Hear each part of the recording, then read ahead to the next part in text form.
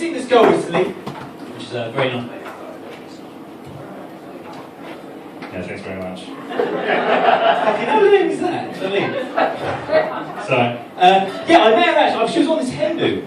And around this hen night, and we got talking at the bar, and it turns out that she went to school with some of my friends, so we kind of had a little connection there.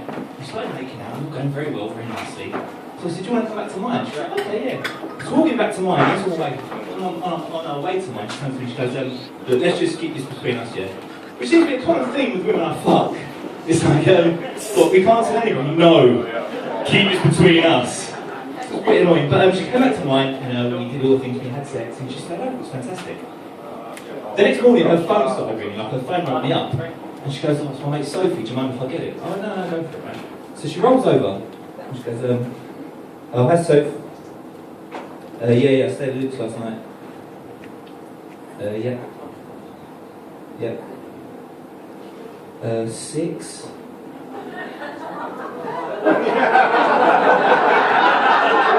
Right, now unless her friend said I'm thinking of a number between 1 and 10, can you guess what it is? We just got ready in bed. Fucking 6 out of 10. I looked around my room and thought, oh, if I put up the curtains and hit the porn, I could at least got 7. Right? But in my defence, like I was really throwing up, like, this was fucking weird. Like, there was one bit, right, we're going out, we're having sex, right? And she looked up at me and she went, don't worry about me getting pregnant, I've taken a Nurofen. I can't just take any pill, that's not how this works. Right? So I was like, well fucking hell, that can't be the last time I have sex with her. Like, I don't want to brag, but I'm not better than a 6. Like, I don't know if that is bragging, but I thought that just can't be the way. So we started texting each other and we started having sex with it was, and it's good, man, it's going well. I mean, she's incredible. Like, I've never been with a woman before whose body I just admire. And like, I know you probably look at me and thinking, how do you manage that? Like, well, when I first slept with her, like her boyfriend just dumped us, so her self-esteem was like really low. Like, I couldn't have timed it any better if I tried. It was perfect. It was just so perfect. But she talks a lot during sex, which is nothing I don't feel that comfortable with. Do you know what I mean? It's the same reason why I don't do karaoke. It's like I know how it should sound, and I can't do it that way. It's like that. So we'll be going at it, right? And she'll be going, oh, I love your cock, I love your cock. It sounds great, but I can't really turn around and go, oh, your cock's quite good too. Like, I don't know what to call it, because it's in all this.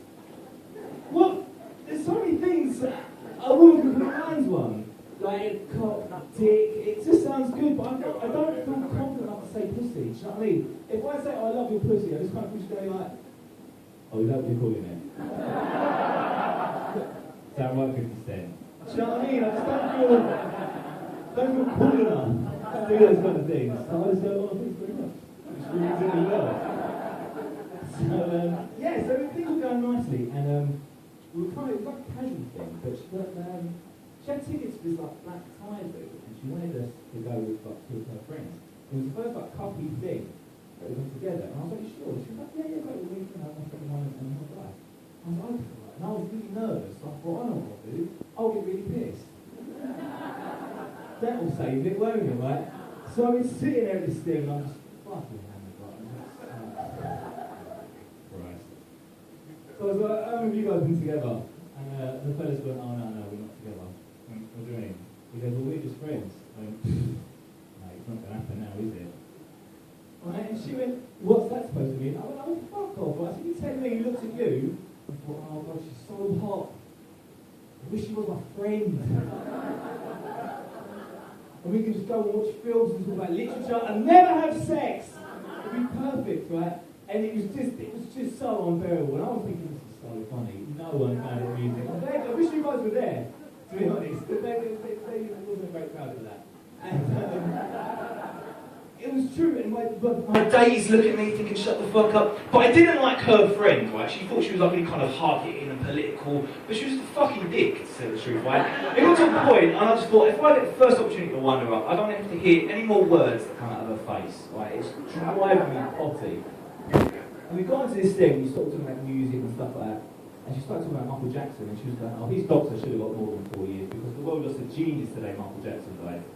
Hang on, I said he was good and that granted, but he did pay for like several families before charges of child molestation. There's quite a bit of evidence stacked against him suggesting he was actually a paedophile. And she went, yeah, but you heard the Thriller album. someone there called Pretty Young Thing. What does that tell you? And Jim, we'll just put that to one side. Musically, Michael Jackson was a genius, and that's always how he'll be remembered. And I went, well, that's just unfair, that's ridiculous. Like, you wouldn't get that in any other walk of life, right? If someone had done something really awful in their private life, wouldn't they look at their profession to judge them? You'd judge them by little things they've done. And I don't care how long any of you guys live, right? You're never going to hear someone go, well, Ian Huntley, great caretaker. It's not going to happen. Those things are not going to be happening. So my date started ignoring my calls after this event. So I was ringing her up and I was going, look, I'm so sorry. I'm not normally like that, right? Between you and I am. Like, I'm a fucking nightmare. I'm such hard work. I told my mate this story and he went, oh, he goes, what's that? I'm not surprised, Luke. Oh, what do you mean? He goes, well, because you're a cunt. I went, what? He went, yeah, didn't you know? I don't fucking know. I said, why are we friends then? I goes, I'm just a bit used to you now. A bit used to you. So I went on the phone to him, I look, I said, I'm really sorry. I said, what we'll do, I'll take you out. I said, I was just nervous. I'm not, it's not normally what I'm not. I'm really, really sorry. So we went out for this little meal up in London. I'm not from around here. I live in a little seaside town called Café. Hey, woo! Yes, it's seaside.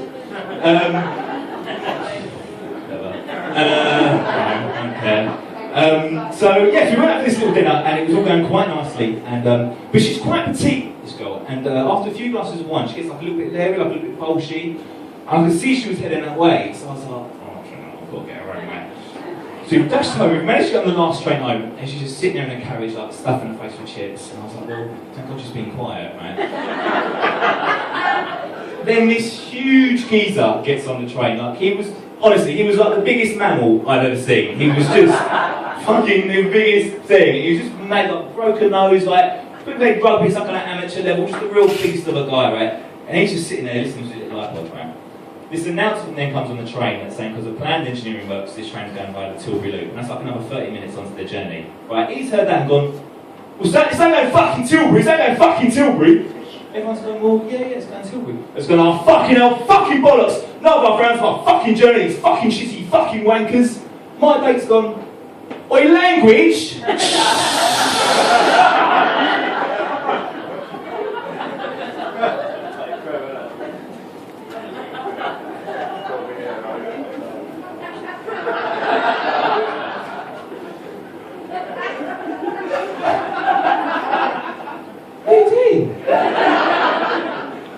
It's alright, you won't hit me. That's right, you won't hit me! You'll be fine! So that was just it, man. It was just done with her. My mate called me a few days later. I mean, how did it go? I mean, man, if it wasn't done before, it's done now. It's just over, that's not going to be happening. He goes, well, come out this weekend. I was like, I don't want to come out. He goes, what are you going to do? Just spend all night wanking? I was like, well, yeah, but don't make it sound like a bad thing. Do you know what I mean? It's so judgmental, do you know what I mean? He goes, well, just come out. I was like, okay, we'll come out. So we're going out on a Friday night, so we're walking down South in High Street. It's about 10 o'clock, it was about 8 there. The time doesn't matter, it was 9 o'clock. Right, so we're in South in High Street, and this woman out of nowhere just darts out. She could have been anything between the ages of like 30 or 60, I don't know, right? She had like these Dennis Taylor glasses on, she was eating chicken out of his carry bag. And she's just like coming running at me, and I was like, fuck you, I'm just sitting this, I'm gonna die. But I'm really scared. And she goes, excuse me sir. I was like, what do you want? What is it? And she goes, you got any change? I went, no, I haven't got any change, And she goes, do you want some business? Wouldn't have thought so. She goes, £10 for a blowjob? Definitely not! So I wouldn't trust you with a set of keys, let alone my cock in your mouth. Fucking forget it, man. So you go on to this nightclub, and it's ridiculous. It's full of very young girls. Like, I'm 29, like, why am I going to a nightclub with 18-year-olds? Like, what am I thinking is going to happen? It's so ridiculous. But there was this one girl, she looked amazing, right? A very tight little figure. She was wearing like these kind of Cheryl Cole panties. You know, when she wears the Call My Name video, she was wearing that kind of thing. Pop reference no one ever gets. And I just thought, she cut that bit out, really. And,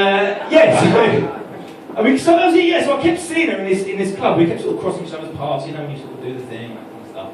And there was one point she was at the bar with her mate, and I thought, I've just got to go over there and say something. I've just got to try and make some kind of contact. So I went over and I said, I'm really sorry, I said, there's something about you just really keeps catching my eye. She said, fuck off, you're old enough to be my dad, you've seen your hairline. And her mate went, walk away. So I thought, fuck this, I'm gonna go get that blowjob, right? So I stormed out his car. So I just fucking dove out of there. My mate's going, Lucas! I was like, bollocks, I've had enough, I'm going! So don't judge me, I was quite pissed. I'm in the high street trying to find this brass, and I'm like, where the fuck is she? Where's she gone? And I saw this sort of rumbling around in the bushes, right? And she's sucking off some of the keys. I was like, I even lost it on the prostitute, right? And I saw caught eyes with a guy, right? And he went to me, £10!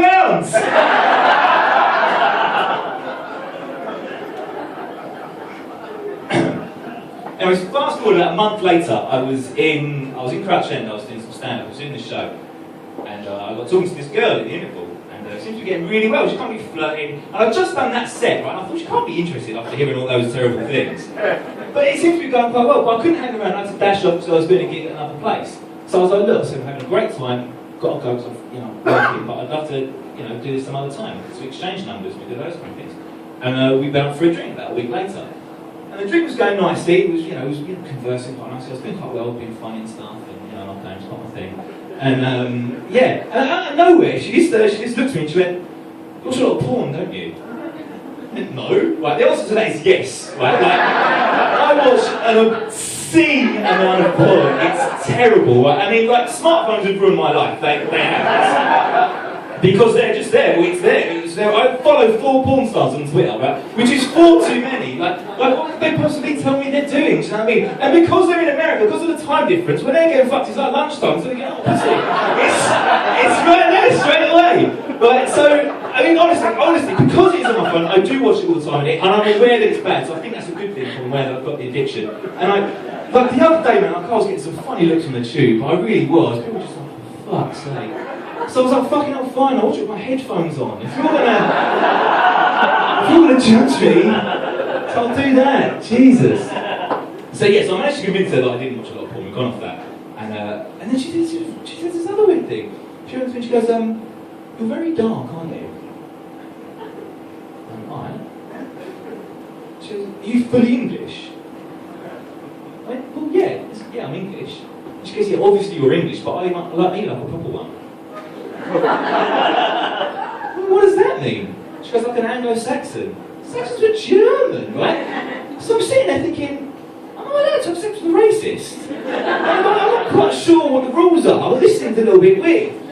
So then she turns to me and she goes, should we go back to mine? I was like, okay, yeah, I'm just not too sure what to do. So we go back to hers, right? Just key in the door, opens the front door. Great big Union Jack in the hallway. And I thought, well, don't jump to conclusions, that could be left over from the Olympics. Do you know what I mean? So I thought, I'll try and find out. So I was standing there going, Mo Farah's good, isn't he?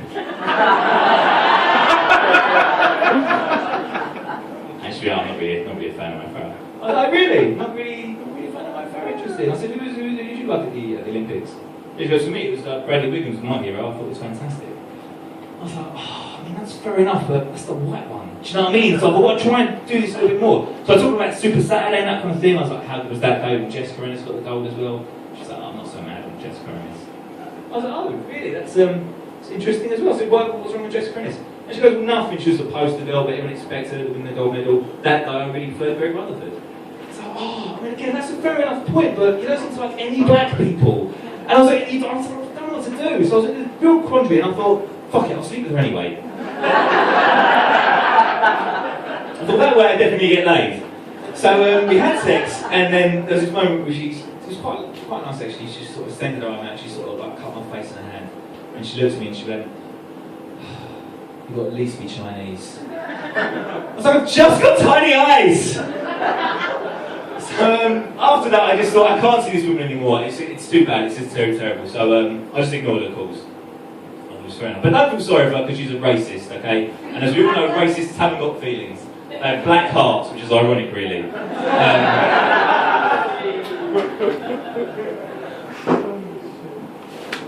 Yeah. I haven't been mastered ending routines yet. But, I have just ended that one. I've been Luke Stephen. That was lovely, guys. Thank you very much.